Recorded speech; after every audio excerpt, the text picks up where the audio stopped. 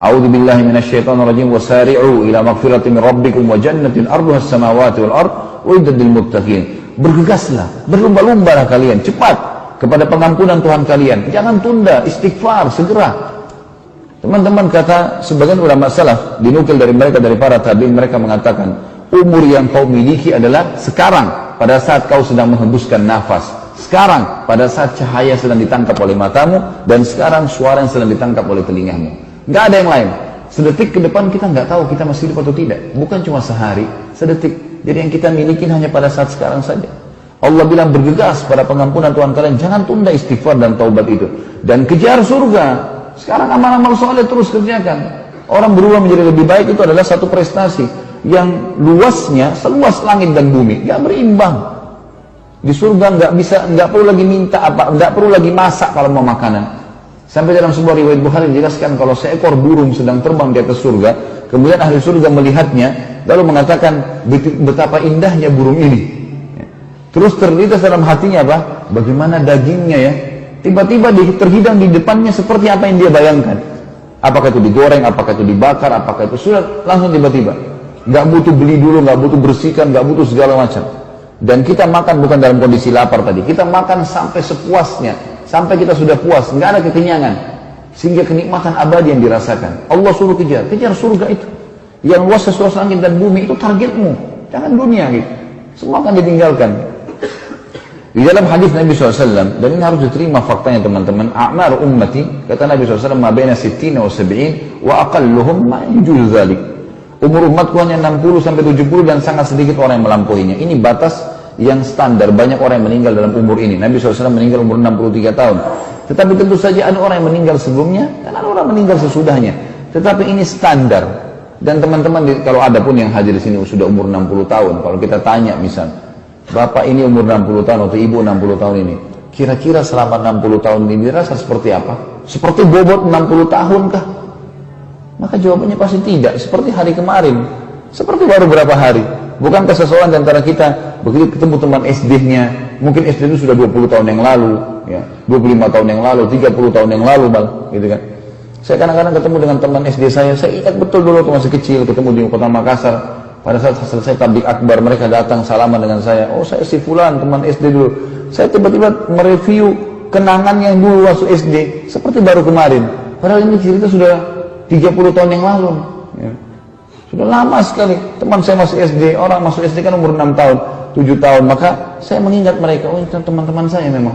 Tapi seperti kemarin teman-teman sekalian. Saya juga kadang-kadang kalau ketemu sama teman-teman tempatan Madinah, kemudian saya ngobrol sama mereka, seakan-akan kita baru kemarin lewati Madinah itu.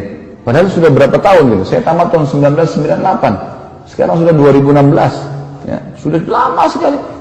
Dulu saya berpikir, kalau waktu saya masih SMA, saya masih kuliah, saya cuma bisa mengatakan, 2 tahun lalu kejadian. Sekarang saya sudah bisa mengatakan 20 tahun yang lalu. Saya sudah bisa mengatakan 30 tahun yang lalu kejadian, gitu. Jadi seperti itu teman-teman, sangat luar biasa kehidupan dunia, sebentar sekali dilalui. Kata Nabi SAW, al-kayyisu dalam hadis yang lain, man dana nafsuhu amina liba ba'dal maut. Orang yang cerdas dari umatku, orang yang segera, bergegas, selalu berbuat amal yang dia akan terima setelah mati. Saya amal baik. Wal ajizu man tamanna Allah tamanni walam ya'mal bi syai'. Dan orang yang bodoh adalah orang yang selalu berangan-angan kepada Allah tapi tidak pernah berbuat apa-apa. Gampang, masih muda, Allah Maha Pengampun. Benar, tapi kan bukan masa muda tetap bisa dijemput dengan kematian. Bukankah Allah Maha Pengampun tapi Allah juga mengatakan Allah sangat pedih siksaannya? Jadi harus kita imbangi, hati-hati. Dalam hadis yang lain dari Imam Muslim, kata Nabi SAW, badiru bil a'malis salihah. Segera buat amal soleh cepat, jangan tunda. Fasatakunu fitanun ka qita'il lailil muzlim. Karena di kehidupan kalian tidak tahu akan terjadi fitan. Fitan itu jamak daripada fitnah. Artinya sesuatu yang membuat orang jadi bingung. Fitnah itu membuat orang bingung. Buat baik atau buat buruk ya. Ini baik atau buruk, dia tidak tahu. Yusbihur rajul mu'minan. Bisa saja seorang laki-laki itu mukmin di pagi harinya. Wa yumsi kafira. Sore harinya jadi kafir. Wa yumsi mu'minan wa yusbih kafira. Atau dia tiba di sore hari mukmin, kemudian pagi harinya sudah kafir. Yabi'u dinahu bi'aradin minad dunya. Karena dia menjual urusan akhiratnya dengan urusan dunianya. Ini semua teman-teman sekalian peringatan dari Nabi SAW agar segera. Ada hadis yang mulia riwayat Tirmidzi. Kata baginda Nabi SAW, "Badiru bil a'mali sab'an."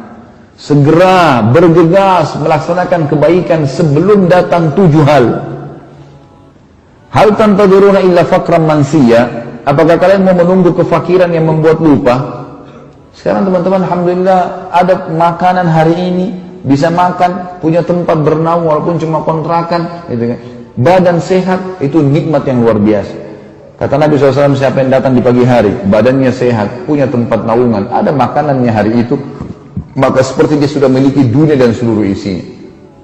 Apa kata Nabi SAW? Apakah kalian tunggu kefakiran? Ada orang subhanallah pada saat dia sudah fakir sekali. Beda fakir sama miskin ya. Penggunaan kata-kata fakir di sini digunakan karena biasa di Indonesia kita gabung fakir miskin. Fakir teman-teman orang yang tidak tahu mau makan apa hari itu. Orang miskin punya pendapatan tapi pas-pasan atau kadang-kadang kurang. Makanya penerima zakat itu mesti dipisah. Ada fakir ada miskin. Jadi masuk dalam miskin seorang pegawai yang mungkin kerjanya cuma dapat gaji 500.000, 1 juta rupiah, tapi kebutuhan rumahnya 2 juta. Selalu utang tiap bulan sama teman-temannya. Ini masuk orang yang miskin menerima zakat. Mustahik ini. Nabi SAW mengatakan, apakah kalian tunggu kefakiran? Jangan tiba-tiba bangkrut usaha jadi fakir. Jadi tidak tahu lagi harus buat apa. Orang kalau fakir berharap dikasih roti bekasnya orang. Apakah kalian tunggu keadaan itu baru kalian mau sadar? Atau kalian tunggu sebaliknya, kekayaan yang membuat sombong. Kalau harta terus bertambah, tidak diikuti dengan keimanan, akhirnya orang sombong. Pakai mobil baru. Mobilnya baru ya? Iya, mobil baru, saya baru beli kemarin. Cash. Wah, sombong. Pakai sepatu baru, jalannya sudah berbeda, suaranya berbeda. Pakai baju baru, dibangga-banggakan. Mau dibawa kemana itu semua? Kekayaan yang membuat sombong. Atau kalian menunggu penyakit yang mematikan. Tunggu tiba-tiba ada satu pengusaha Jepang, subhanallah, saya cuplikannya. Malam hari, ini orang terkaya Jepang. Malam hari, dia masih meeting, miliaran dolar proyeknya. Sudah mau besok tanda tangan. Hari itu sudah setuju. Malam harinya, terkena masalah di salah satu urat saraf di bagian punggungnya, stroke satu badan. Dan pada saat itu, connect urat saraf itu dengan otaknya, sehingga membuat dia jadi lupa semuanya, pagi harinya. Kejadian nyata, ada fakta. Cuma saya lupa namanya orang ini. Ada cuplikan banyak disebarkan oleh para ilmuwan muslim sekarang. Ini lihat nih bagaimana kalau Allah mau mencoba seseorang begini.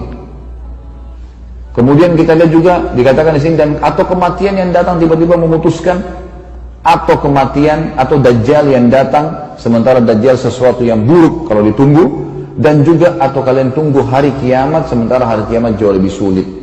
Dalam riwayat Bukhari, baginda Nabi SAW pernah menggaris sebuah kotak, lalu beliau mengatakan, kotak yang besar di depan masjid, inilah kotak kehidupan manusia.